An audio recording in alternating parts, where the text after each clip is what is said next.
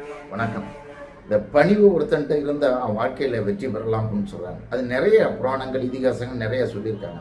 அதில் பார்த்தீங்கன்னா மகாபாரதத்தில் அஸ்வத்மா பஞ்ச பாண்டவரை கொள்றேன் அப்படின்ட்டு உப பாண்டவர்களை கொண்டுருவான்.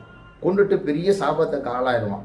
அப்புறம் உடனே இந்த உலகத்தையே அழிச்சே தீர்வேன்ட்டு தந்தைகிட்ட இருக்கிற துரோணாசிட்ட இருக்கிற கடைசி ஆயுதம் நாராயண அஸ்திரத்தை எடுத்துகிட்டு போகிறான். இதை லீட் பண்ணுறது கிருஷ்ண பரமாத்மா தான். அவர் என்ன சொல்கிறாரு, இவன் எழுதிட்டான், அஸ்திரம் போயிட்டுருக்கு. போனோடனே பஞ்சபாண்டனை பார்த்து கீழே பண்ணிச்சு கொள்ளுங்கன்ட்டு தானும் கீழே விழுந்துடுறாரு. அஸ்திரம் போய் சுற்றி பார்த்துட்டு நமக்கு எதிராக யாரும் இல்லைன்னு திரும்பி போயிடுச்சு. அதில் என்னென்ன பாருங்கள், பணிகிறதுனால கடவுளே பணிச்சாரு, பஞ்சபாண்டவர்களும் பணிஞ்சாங்க. அதனால தான் அவங்க எல்லாமே அன்றைக்கி உயிர் தப்பினாங்க. ஆனால் பணிகிறதுனால எந்த ஒரு ஈகோவும் நம்மளை சீண்ட போகிறது கிடையாது. அது நமக்கு நன்மையை தரும்.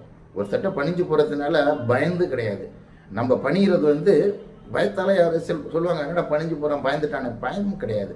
நமக்கு நாளைக்கு நல்லது நடக்கணும்னா சில நேரத்தில் பணிகிறதுல தப்பே கிடையாது. நன்றி.